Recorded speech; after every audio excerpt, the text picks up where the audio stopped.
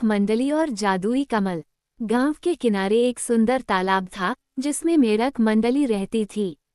इस मंडली में 4 मेढक सबसे मशहूर थे, गप्पू, बब्बन, टिल्लू और चंचल।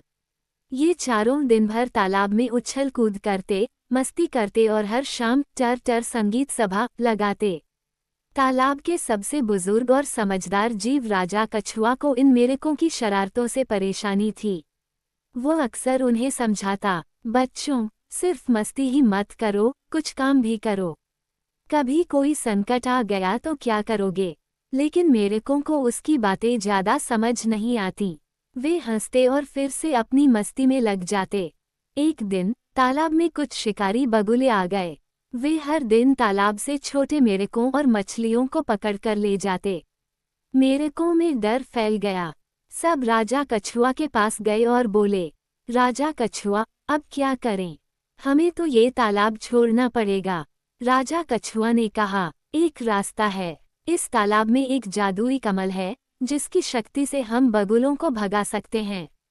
लेकिन उसे पाने के लिए हिम्मत चाहिए। मेढकों में हिम्मत सिर्फ गप्पू और टिल्लू में थी। वे दोनों राजा कछुआ से दिशा निर्देश लेकर जादुई कमल की खोज में निकल पड़े।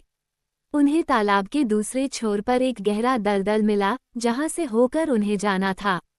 टिल्लू डरते हुए बोला, गप्पू, ये तो खतरनाक लग रहा है। गप्पू ने हिम्मत दिखाते हुए कहा, अगर हम कोशिश नहीं करेंगे तो हमारा तालाब बगुलों के कब्जे में चला जाएगा। दोनों मेढकों ने सोचा कि सीधे दलदल में कूदने से वे उसमें फंस सकते हैं। इसलिए उन्होंने पत्तों और टहनियों का इस्तेमाल किया और धीरे धीरे रास्ता बनाया। आखिरकार वे जादुई कमल तक पहुंच गए। जैसे ही गप्पू ने उसे छुआ, कमल चमक उठा और एक मीठी आवाज आई, जो इस कमल को तालाब में ले जाएगा, उसे शक्ति मिलेगी। दोनों मेढक किसी तरह कमल लेकर तालाब लौटे। राजा कछुआ ने कमल को पानी में छोड़ते ही जादू की शक्ति का उपयोग किया। देखते ही देखते तालाब का पानी चमकने लगा और शिकारी बगुले डरकर वहां से भाग गए। सभी मेढकों ने मिलकर गप्पू और टिल्लू की जय जयकार की।